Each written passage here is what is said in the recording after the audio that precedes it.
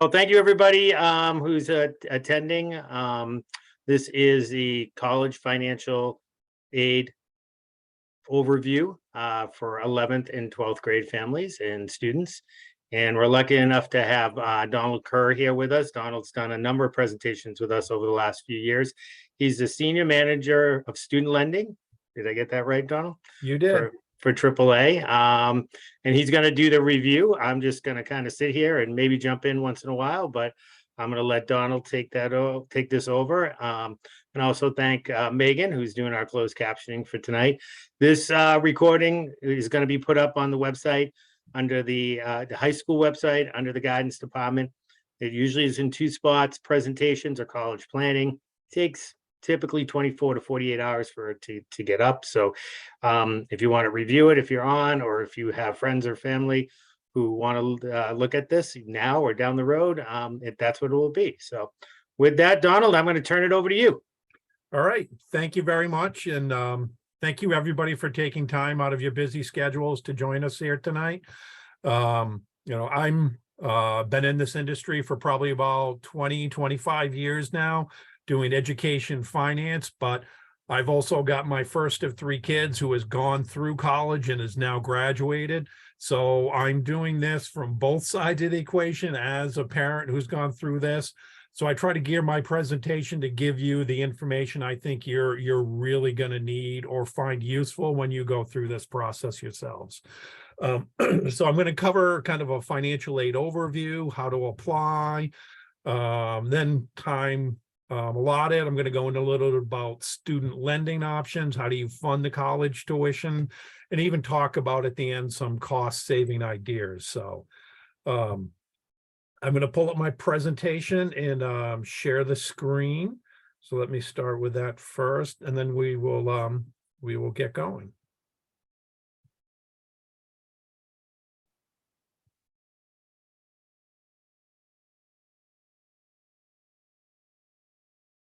All right, everybody can see the presentation okay? Perfect.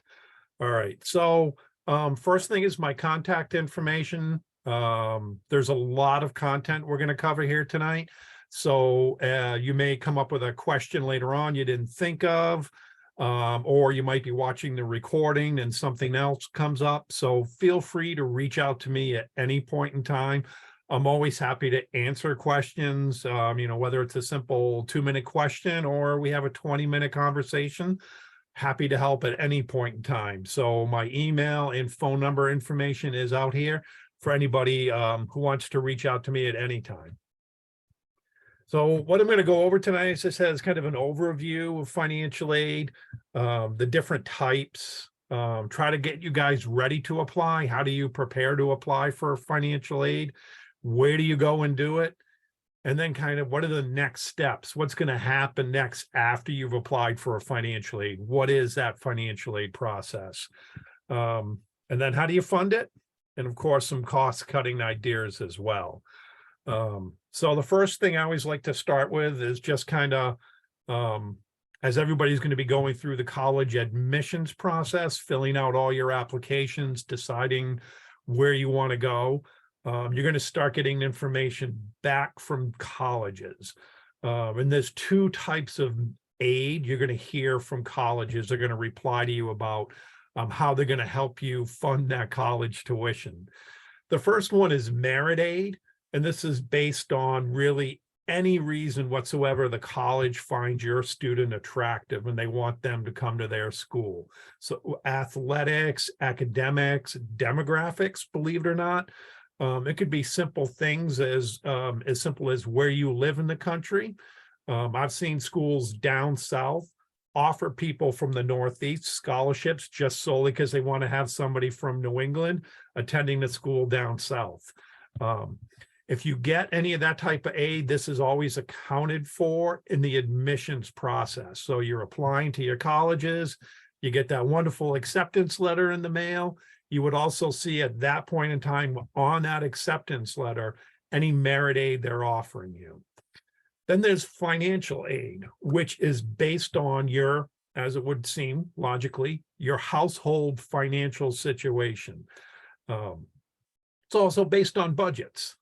Financial aid, schools have a budget for financial aid. State governments and federal governments have budgets for financial aid. And this is where the focus of the presentation is going to be on tonight, the financial aid.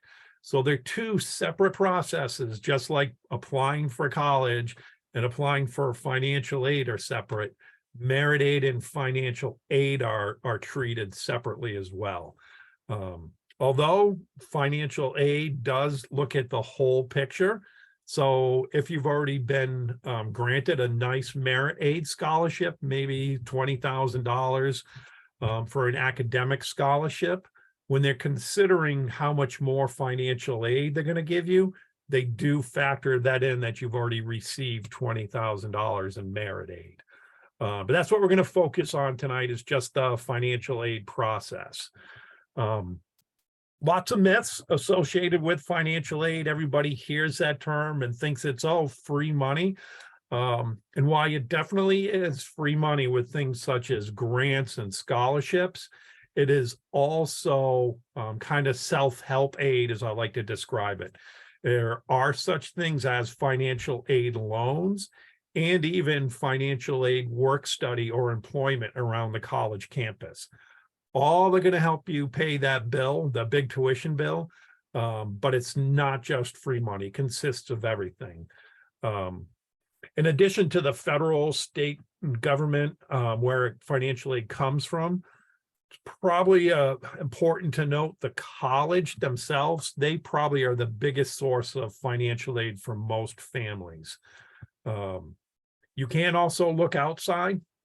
Scholarships, you can research on your own, is another great place to look for other financial assistance. And I'll talk a little bit more about scholarships briefly a little later on in this presentation, but just know it's not all that free money. Who can get financial aid?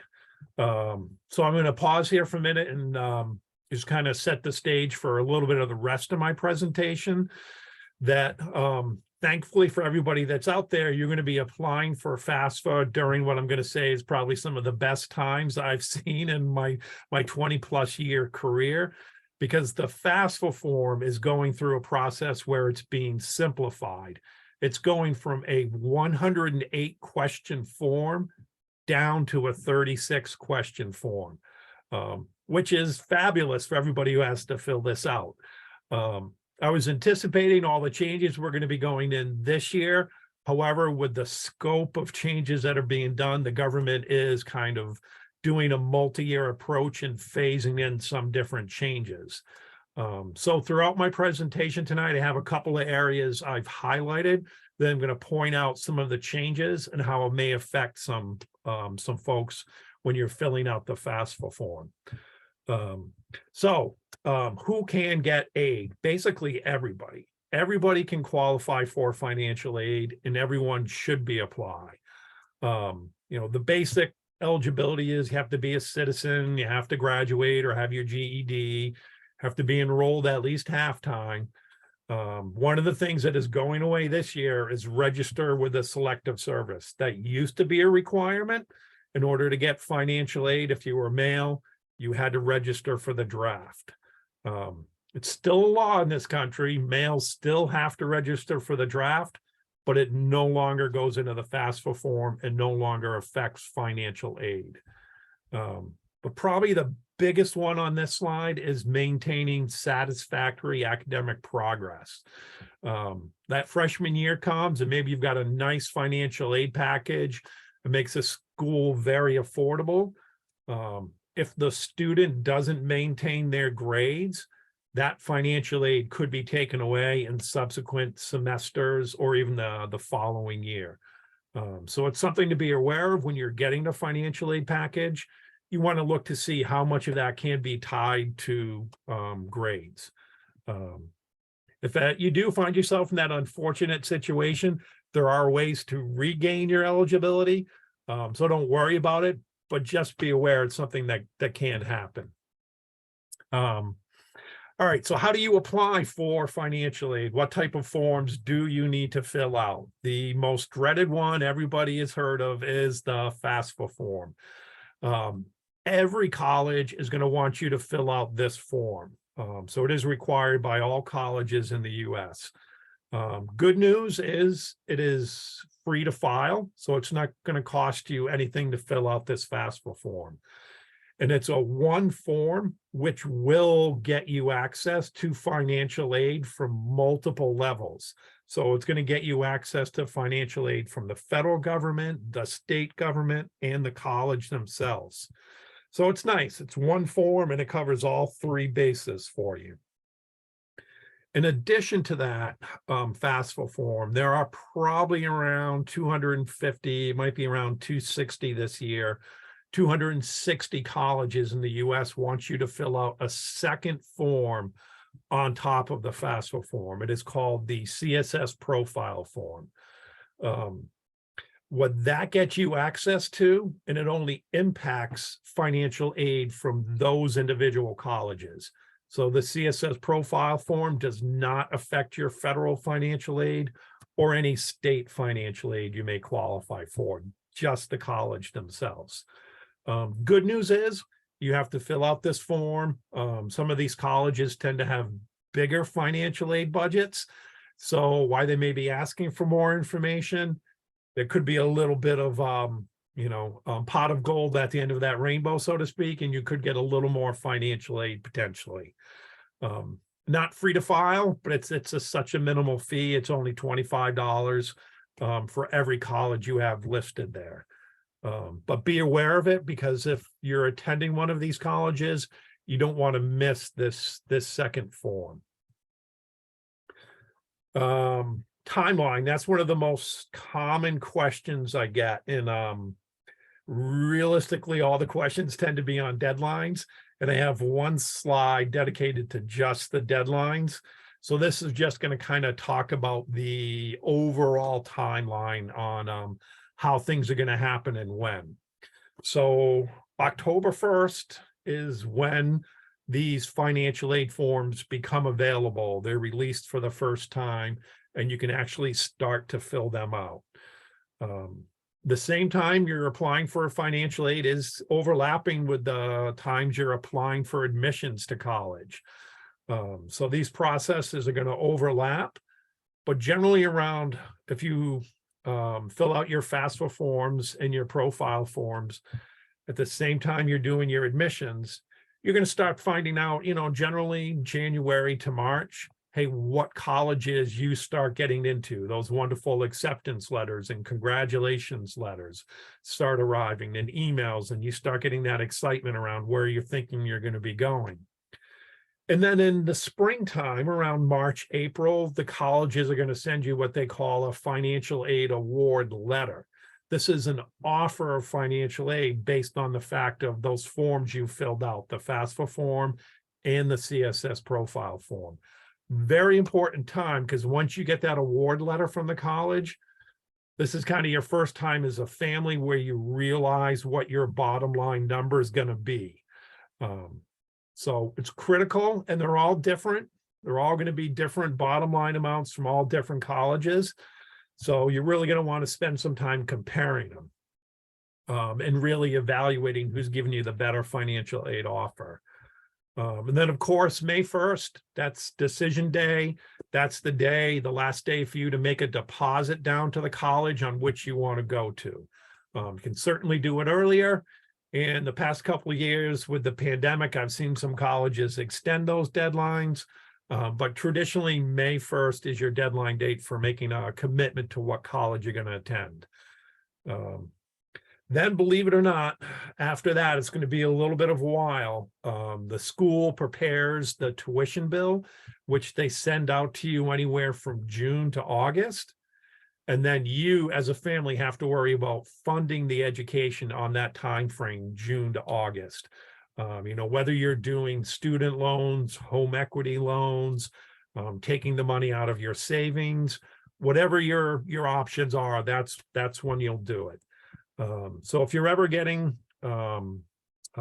worries about what I should be doing and when, you can refer back to the slide, and it's going to lay it out for you pretty nicely.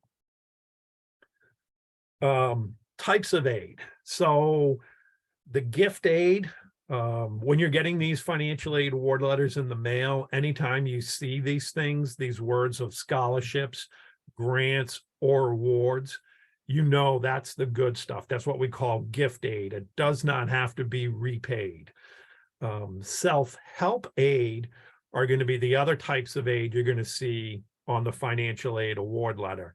And that's going to be work study jobs, federal financial aid loans, and then you on your own can look at state loans and private loans if you need them. But those are all loans or self-help type of aid because they do have to be repaid. One thing I always say, be a little cautious of, and we'll talk about loan types a little later on. Other than the federal loans that are in the student's name, if you see what's called the Parent Plus loan on an award letter, just be a little weary because it's something the school cannot award you. It's something you have to go out and apply for and get your credit approved for. The federal loans, like the subsidized, unsubsidized loans, absolutely, there's no credit check involved in those, and they should be on the award letter.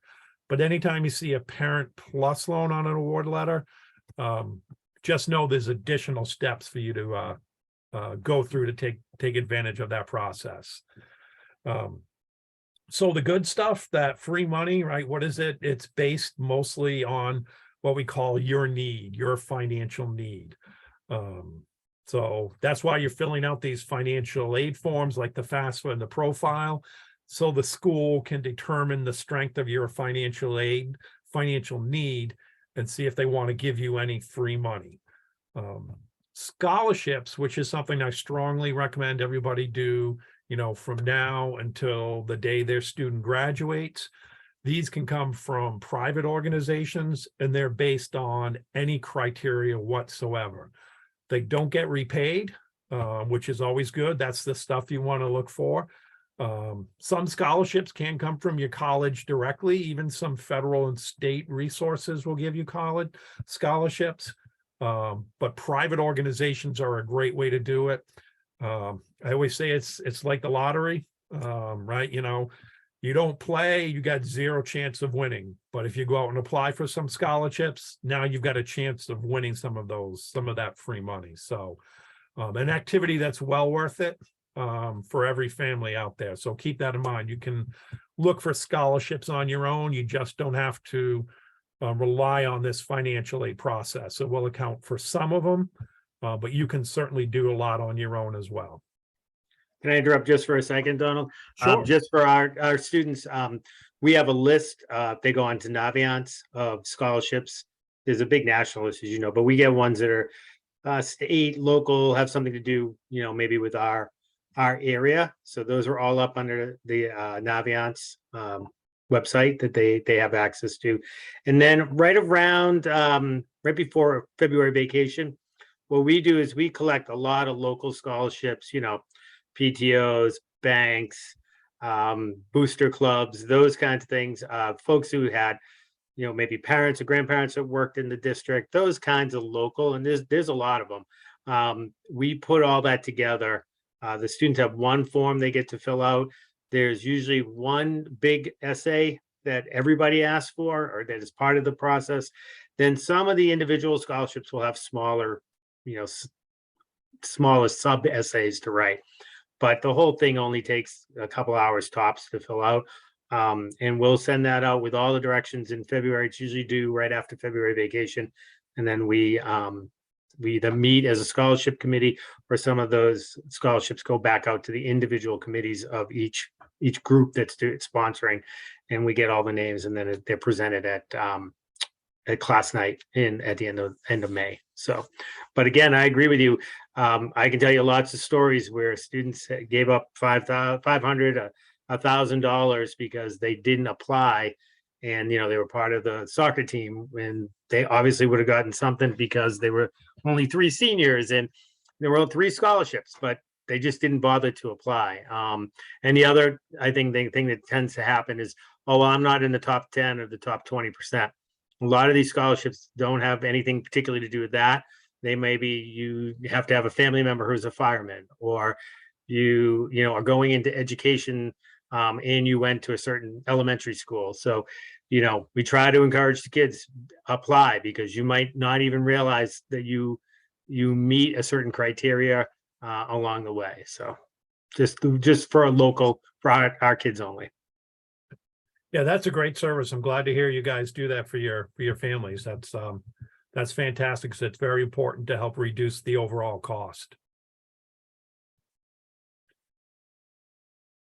Okay, so the work study program, this is one, when you're filling out the FAFSA form, there is a box for you to check if you want federal work study program or not.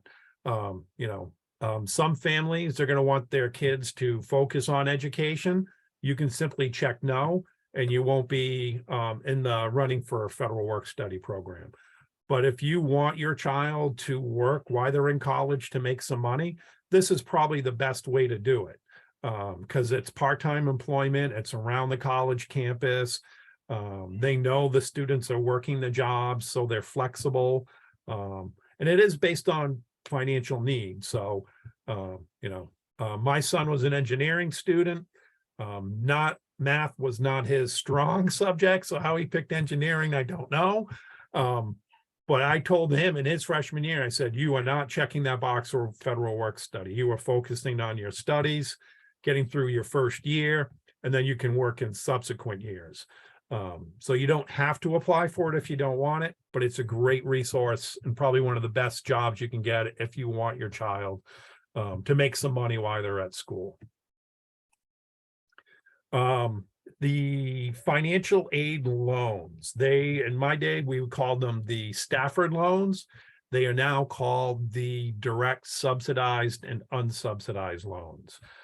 So that's available for all students who fill out the FAFSA form. Then there is also the PLUS loan, which stands for Parent Loan for undergraduate students, that are available for parents to borrow. And then when a student gets onto the graduate level, they have additional loan programs that open up, like the Grad Plus loan. Private loans that are out there really come down into two tiers. There are state-based loans. In Massachusetts, it's known as the MIFA loan, Massachusetts Educational Finance Authority. Not every state has these types of loans, but a good chunk of them do. Rhode Island has one called the Rhode Island Student Loan Authority. And then you can look at other private loans that are really just offered from the banks, directly going to individual banks. Now, this area, I would say, is not what it used to be. It used to be over hundreds of banks that participated and did private student loans. These days it might be down to 15 or so. But you can definitely find some lenders out there on the private student loan market. So get ready to apply for the FAFSA form.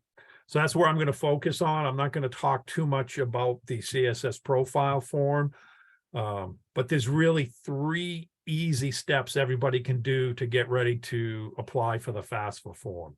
The first one is getting a username and password at studentaid.gov. The second step is gathering all your information needed, what's going to go into the FAFSA, make sure you have it right by your side when you're ready to go, and then researching the financial aid deadlines. The form becomes available October 1st. Do you need to rush out and get it done by October 1st? No, but you want to definitely be aware of what deadlines you have and make sure you're hitting them. So a little bit more about that first step.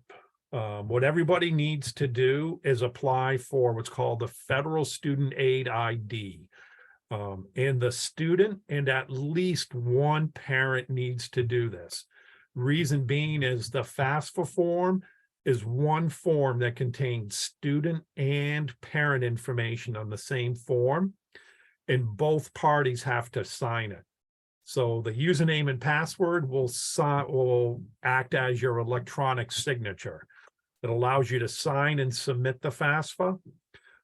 If you decide to use any of the federal student loans that are out there, you need your student ID, the federal student aid ID, to sign all your loan documents. You can electronically sign your promissory note for these financial aid loans. And then after college, it's going to allow you to access all of your loan information and stay on top of repaying these loans. The one thing about this process is they do a lot of background checks when you establish your username and password. They are going to verify you are who you say you are with the Social Security Administration. So you will get an email back from them saying, hey, congratulations, you've passed the Social Security Administration check. That means you're all set, you're good to go. If you get the unlikely event that something happens during that process and it doesn't pass the background check, really essentially it's mostly just data entry errors, that a date of birth or something is not matching up or is a misspelling on a name. Make sure you address that issue right away, because if you don't, it is one of the few things that will continue to follow you and haunt you for the next 4 years. But it's unlikely, but don't also panic when you get the email from the Social Security Administration. It is part of the financial aid process. The second step you need to do is gathering the information you need to apply. So I have a list of all the stuff here that you need to apply, but the website where you do the FAFSA, studentaid.gov, they also have this same list of stuff that's out there. But I like to include it because it's very odd the way you have to think about it. So for anybody who has a senior in high school right now, you are actually going to be completing the 2023-2024 FAFSA form, because that's the year that your child will be going in school. So in order to do that, you need your 2021 federal income tax returns. And that's what we call the prior year information that you need in the financial aid speak. So you're also going to want to gather your 2021 W-2 forms, and then any other untaxed income if you have things like that. Information on your assets. Important to note when we start talking assets, you're going to want to gather information on your assets that include the balance of your assets as of the day you're filling out the forms. So basically your wages and your income are going to be from your prior year, but your asset information like checking and saving, that's going to be current balances as of the day you're completing the form. And you're going to want to do this again for both the students and the parents. And then of course, you need demographic information, social security numbers, dates of birth, emails, phone numbers, cell phone numbers, all that type of wonderful information. But if you do this ahead of time and have it handy, it's going to be making filling out the FAFSA form a lot easier, instead of coming to a question and then you're going to jump up and run to the other room and try to find where that W-2 form is. So it'll just make the process a lot easier.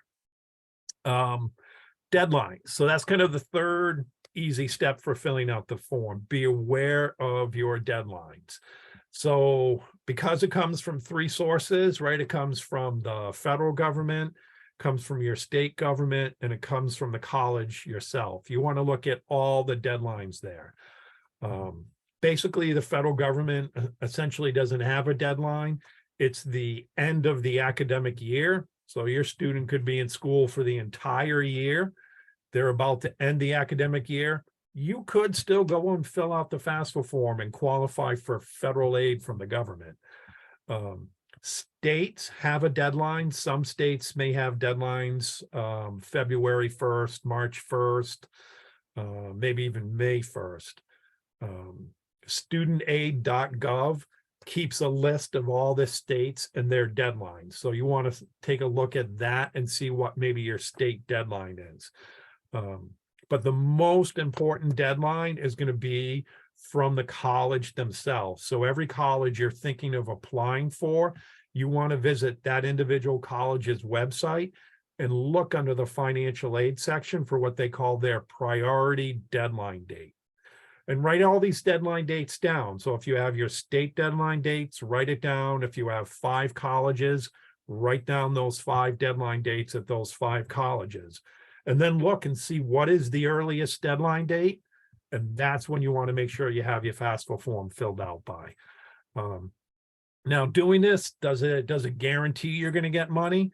It does not, but it guarantees that it's going to maximize what you would qualify for if you qualify for anything.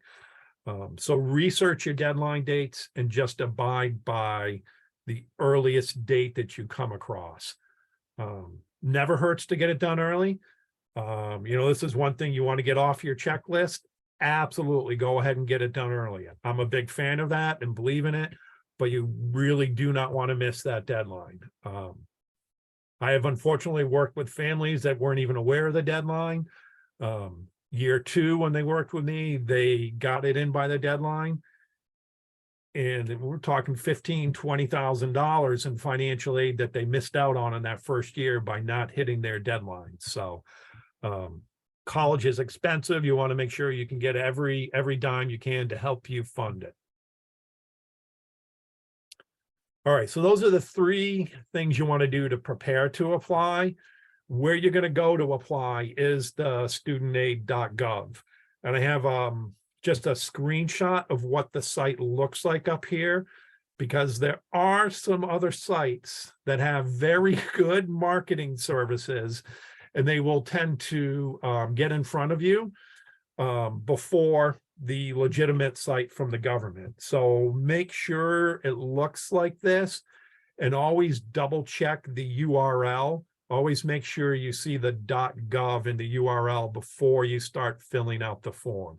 If you see .com, .org, .net, exit that site and go back and type in on your search engine studentaid.gov till you get there.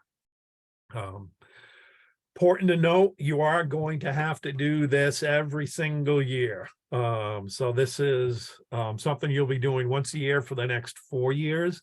It does get easier in the 2nd year. The form will pre-fill when you go to renew it in year 2. It's going to autofill a lot of your information. So it's going to get even easier in year number 2 for you to fill out the FAFSA form, but it's something you get to go through every single year. So on the form itself, when you're getting into that FAFSA form and you're starting to fill it out, all the language is directed as if the student is here typing it and filling it out. So pay attention to every question as you're reading it to make sure you're supplying the correct answers. The most common mistake I get here is they're reading the student's marital status, divorced, separated, and the parents put in their marital status on the student by mistake. So pay attention to the way the language is worded. I don't recommend kids fill this out. My ideal situation is parents and child filling it out together, because this question about the parents' assets, income, demographic information like your social security number, it's stuff maybe you only understand or only you want to provide as a parent. This was kind of a shocker for me. My last check mark on this side, when my student went off to college, every college is going to treat them like an adult, and therefore privacy laws now apply to your child. So colleges will only communicate directly with the child. They do not communicate with you as a parent. So you can be out of the loop, which is kind of a bit of a shock sometimes. So when you're filling out the FAFSA form, you can put in a parental email in the student's email, and that will help keep you in the loop on some of this stuff. I know when my son was in college, I never got any emails about Navient. He never told me any deadlines, what needed to be filled out. He wasn't responding to that stuff. I was kind of driving it for him. So having your email there can help you stay on top of it. You can ask the college. They have a form you can fill out, which the student fills out that gives you permission to talk to the college, but that usually comes a little later in the process. So This is divorced or separated is probably one of the big things that are going to be changing. So for this year, any household that has divorced or separated parents, you're going to be using the financial information only of the parent the child lived with the most in the last 12 months. So essentially, the custodial parent is whose financial information is going to go into this form.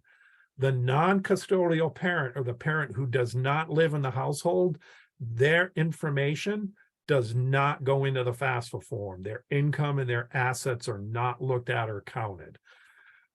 What's changing on this one next year is they are going to be looking at not who is the child living with, but who provides 51% or more of that child's financial support. So if the child is living with parent A and, that parent doesn't make a lot of money, the child does not live with parent B, and parent B is the one making a six-figure salary, they're going to want parent B's information in the FAFSA form. So everybody who's got a senior in high school right now, you're following exactly as it is here. Anybody who has a junior in high school right now, what's important to note, the other thing they're going to be looking at is what parent claims the child as a dependent on their tax returns.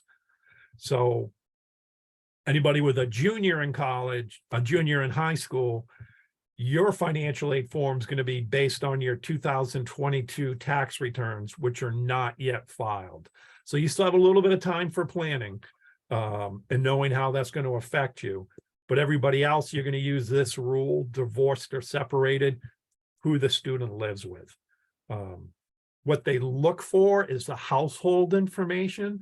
So if that custodial parent from a divorce or a separated situation gets remarried, it's now going to be the biological parent plus the step parent's information, because they're looking at the household financial situation. Again, does not matter who claims the student for this last year, but in the subsequent year, so if you have a senior in high school, this is going to be the sophomore year of college, they are going to change it, and it will matter who claims the student. But when you're filling out the FAFSA form, people do panic on it sometimes. But there's a lot of self-help built into the FAFSA form itself. Like anything else, they've got online chats that pop up that you can talk to right away to get questions answered. They do have phone lines that you can call. And even on the right-hand side, when you put your cursor in a field, information about that field is going to pop up and tell you exactly what to put. So for example, if they're asking you for your adjusted gross income and you don't know what it is, you're going to see on the right-hand side, it's just going to say, go to your 1040 and put in line 37. So it's going to give you very specific instructions if you do struggle with some things. So when we talk about assets, this is probably the biggest area where you can get some confusion sometimes. Your asset section, there are going to be things that are protected assets that you don't have to count, and they're going to be assets that you do have to count when you're filling out the FAFSA form. So start with the big ones, the not included stuff, because this is the majority of a lot of folks' assets. So the home you live in, your equity and your primary residence is protected. Life insurance. So if you have whole life insurance that has a cash value, that is also a protected asset. And the big one are any retirement plans. So 401ks, IRAs, pensions, annuities, those are all protected assets and do not go into the FAFSA form. What you do count are things like, if you had a second home, rental properties, you would look at the equity in those. Universal gift to minor and universal transfer to minor accounts. Money markets, stocks, bonds that are non-retirement stocks or bonds or investments. 529 college savings plan. But it's very important to know a 529 college savings plan is treated as a parental asset and would go in the parent section of the FAFSA form, not on the student section of the FAFSA form. So that's kind of what you're going to include and what you're not going to include in the FAFSA form. One of the things everybody tends to worry about are those taxes. There is a tool in the FAFSA form. It's called the IRS Data Retrieval Tool. And I told everybody to have their taxes ahead of time. If all goes well, when you're in the FAFSA form and you get to the section on your financial information, there's going to be step-by-step instructions that are going to guide you to go out to the IRS, take all of your tax data and import it directly into the FAFSA form. So it will autofill and pre-fill all those fields for you. It's actually going to do probably 80% of the data entry on your financial information for you. So your tax returns will hopefully be there just as a backup. But the assets you're definitely going to have to enter manually. So make sure you gather some of that information and you know what you need and what you don't need. And because of the way they work it, when you're filling out the 2023, 2024 FAFSA form, you are supplying that prior year 2021 income. Maybe your income situation has changed dramatically since then. So how do you address that? If you have special circumstances, like maybe one of the parents has lost a job or had their hours at work reduced, or it could be on the expense side. Maybe there's something unfortunate like large medical expenses that have creeped up. You can talk directly to your financial aid office about that. You have to fill out the FAFSA form the way it's instructed, but anything that's not accurately reflected there, you can talk to that financial aid officer. You want to try to target somebody at the director or assistant director level, but they can review your circumstances. They may want you to document it. They're certainly going to ask you to explain it in detail, but they can make a judgment call and adjust your financial aid package and award you more money based on your conversations with them. So just know if you have any of these unique situations, you have to fill out the FAFSA form a certain way, but then address it with the school's financial aid office. All right, so what is the financial aid process? So basically you fill out this FAFSA form, the Department of Education receives the data. They're going to send that data off to every school that you listed there. You can list up to 10 schools on the FAFSA form. You can add more later if you need to.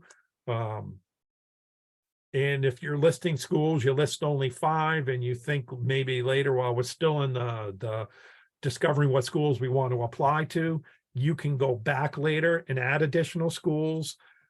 If you list a school on your FAFSA form and you never even apply there, it's okay. It's no harm. It's not going to cause any issues. You want to try to have as comprehensive and accurate a list of schools as possible. But once they get this data from the FAFSA form, that's really what they use to drive the financial aid process. And what the whole entire output of this FAFSA form, all of your income, all of your assets, all of the students' income, all of the students' assets go into a complex formula that the government calculates, which they call your expected family contribution. And this is defined as how much your family can contribute to the cost of college next year. It stays the same regardless of the college, but it's the most critical piece of information to determine the strength of your financial need. Now, this is one thing that's also going to be changing. This is the last year. It's going to be called the expected family contribution. They are going to be changing some of the formulas, and they are going to be changing what they call it. They're going to be calling it the student aid index in the future. And some of their formulas are going to be protecting more of your wages. So wages tend to have the biggest weight in these financial aid formulas, and they're going to be protecting more of those wages from the financial aid process in the future. So just important to note that they may change the name of it, but it's going to be used in the exact same way. And this is how the colleges use them in the financial aid process. So they take the cost of attendance at the school minus your EFC or student aid index, and that equals your financial need. And this is really the meat and the potatoes of the financial aid process. Because it stays the same at every college, you're going to have a different financial need at every college. So my son, for example, he had 3 colleges that were costing, say $60,000 a year. And he had a couple colleges that are costing between $30,000 and $40,000 a year. Once we went through the financial aid process and financial aid was factored in and awarded, the net cost to us as a family, out-of-pocket cost, the difference between all those colleges was no more than $2,000 a year. So the list price looked a lot different, $60,000 a year to $30,000 a year. But once financial aid was factored in, the difference was only $2,000 between a $30,000 a year school and a $60,000 a year school. So that's how they use this process. I always say, do not rule out a college based on cost at this stage of the game. You be prepared to have that conversation that you may not be able to afford it down the road. But once financial aid is factored in, you'll be surprised at the cost. So keep that in mind. That's how they use the process. And it's very important that I say, if your student's a good fit for a college, they could be successful there, they've got a good chance of getting in, don't cross it off just based on cost. Not till you go through this process, then you can, have that discussion. So the award letters come, like we said, in the springtime. One thing people aren't aware of, you can sometimes negotiate financial aid offers.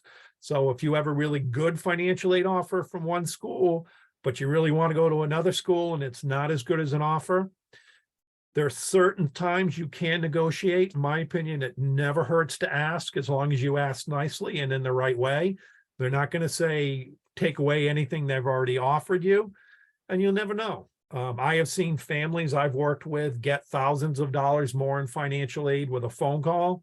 And I've also seen families, write 20 letters to everybody in the school they can think of, and they don't get a dime in additional funds. But it is a process there. Sorry, one of the things that we really stress with our college application process, and this is one of the reasons, is the colleges are really trying to figure out who is actually going to show up, right? So, they want to try to figure that out. And once they get to that point, maybe they're the ones that say, okay, if I give this kid a little bit more money, they're actually going to sign on the dotted line. And one of the things that we really stress is making sure you go for those visits and you get on the, their websites, and you sign up for their Facebooks, and you do all of those things, because they're trying to look to say, well, how serious is this person about coming to our school? Are they just using us to get money out of somebody else? Or are they actually really serious? If we give them the money, they'll come. I am one of those stories, or my son is one of those stories, where he did all those things. He really went up and talked to people at college fairs and that kind of stuff.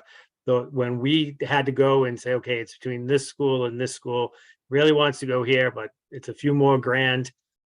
He was able to go in, and they remembered him, and they had that data, and he got that extra money. So it does work.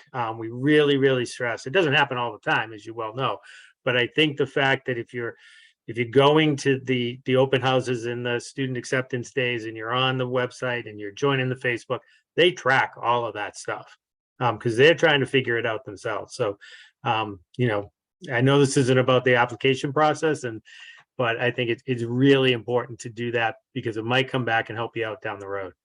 Yeah, absolutely. And having the student do those things shows sincerity. And the colleges really love that throughout all parts of the process. All right, so if you do have to do the CSS profile, you may or may not, know if you have to do that. Visit the collegeboard.com. They have a listing that's alphabetical of all the colleges that want it. And it's only around 250 colleges. So it's very easy to scroll through this list real quickly and see if any of the colleges you're thinking of applying for admissions for are going to want this second form filled out. The College Board is also where you fill out this form. So go there and see if, your colleges show up. And if so, then you also want to fill out the CSS profile form on the College Board's website. All right, so funding college tuition, you can use past income, savings, 529 college savings plans. Present income is one that most people aren't aware of. So if you're going to college and say maybe, at the end of the day, you're going to owe $5,000, you don't have the money, you don't want to borrow a loan, you could sign up for what's called a payment plan. And the college is going to allow you to take and pay $500 a month for the next 10 months. They'll just take what you owe them and spread it out over a period of time. Great way to avoid interest charges on loans. So if you can avoid borrowing loans at all costs, I'm all for it, absolutely. But if you have some cash flow, and you'll be shocked. So when my son was off, right, you think, oh, I got a kid going to college, I'm going to be poor, I'm not going to have any cash flow. Well, when they move out of the house, the grocery bill goes down, the electricity bill goes down, hey, Dad, can I have $50 to go out to the movies with my girlfriend? Those go down. You suddenly get a little bit of more cash in your back pocket. Redirect it on a payment plan, avoid student loans. Of course, future income, if you have to, there are federal loans out there, private student loans you can borrow, home equity loans, lots of different loan options that you can explore when the time comes. But also use tax deductions. I am not a tax professional, but if you have somebody who does your taxes, absolutely make them aware that you have a child heading off to college, and you can get some tax breaks to help offset some of these costs. If you do it yourself on TurboTax, which I do, I'm a big fan myself, you can research publication 970 ahead of time, and that'll give you all the most up-to-date information on all the current tax deductions you can get. So the loans, when you apply for financial aid, you're going to get that direct subsidized, unsubsidized loans. They generally have low interest rates and a lot of good benefits. Like in the news these days, everybody's hearing about the federal loan forgiveness program. That only applies to these loans that are given as a result of doing the Fafsa Form.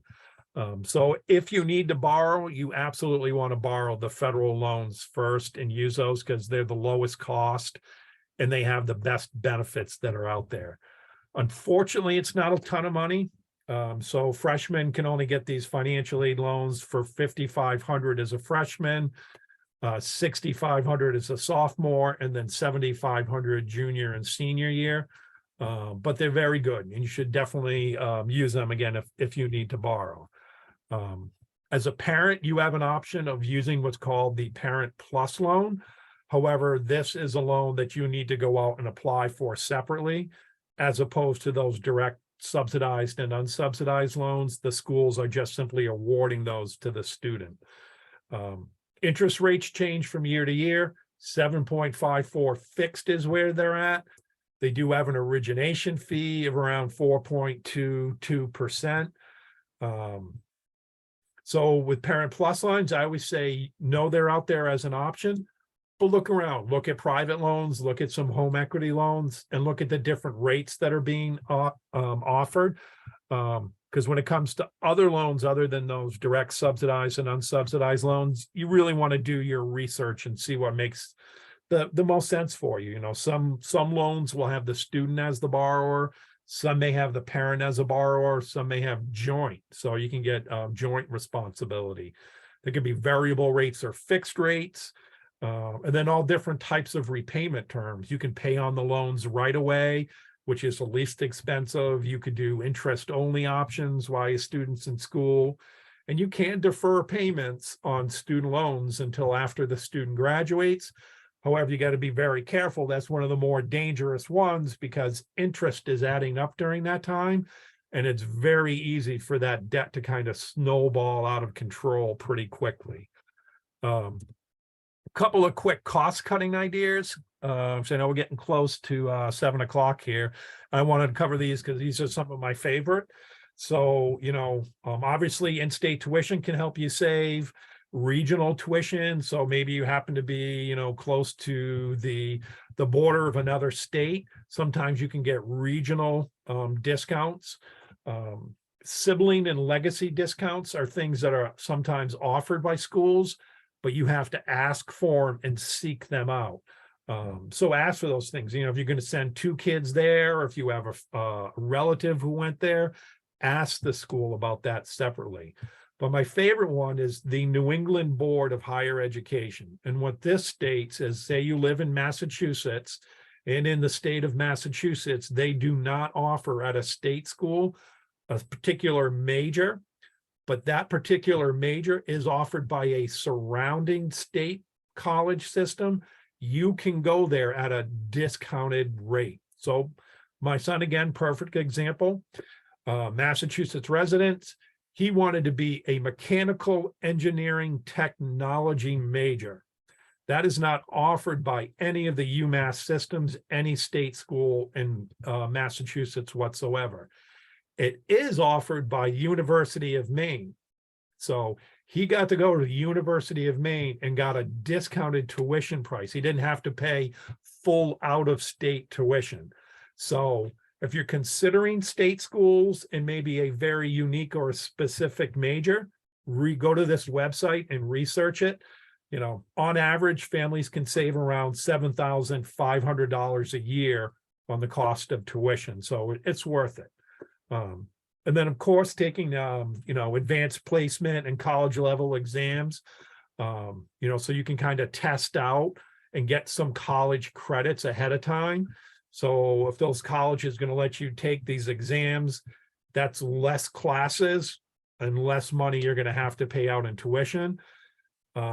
Everybody's got to balance those things with their busy schedules these days. But I saw a student who was pretty aggressive.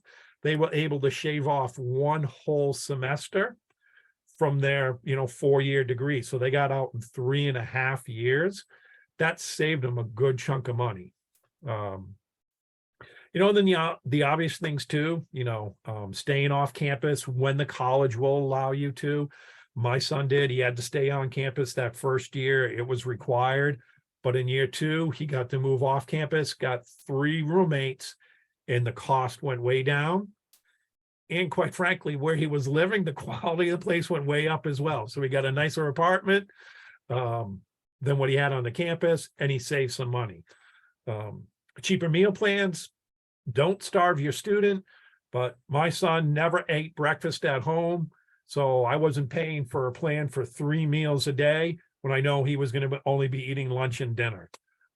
So just tailor it towards your student and the way they, it's can save a little bit of money, and everything helps and adds up. Books and supplies, you can rent books, which is a lot cheaper. You don't necessarily have to rush out and buy brand new books. One thing my student did is he shared a book. He had a roommate. They were in the same major, taking the same class. They signed up. They said, all right, you know what? We're going to go out. They bought a used book together, and they agreed to share it. So they saved a little bit of money that way. So there's lots of little ways you can save money here and there across the board. And then when you add them all up, individually, they don't seem like a lot, but cumulatively over the course of 4 years, they can definitely add up. So, and then of course, like we talked about earlier, keep on searching for scholarships as much as you can. So that takes us, I think, right to around 7 o'clock. I again want to thank everybody for attending. I really appreciate you taking your time out of your schedules to listen to me talk about this subject. But again, anything that pops up later down the road, reach out at any time and I'm happy to assist. Well, Donald, thank you for taking time out of your busy schedule to jump on the Zoom with us. And as I said, it's recorded, so I'm hoping there will be people out there that maybe weren't able to attend tonight, but they'll have a chance to watch this and maybe reach out to you. Megan, thanks again for doing the closed captioning. Whoops, looks like I was just going to say, do we have any questions? And one popped up. So, oh, nope, just a thank you. Thank you, sir. So, and again, any questions out there from anybody? Yeah, happy to take questions. Let's see. No, I think that is it. So with that, I'm going to say goodbye. Have a good night, everybody, and go Bruins, because opening night. So there we go. Have a good one, Donald. Thanks again. Thank you. Take care. All right. Bye-bye. Bye-bye. Bye.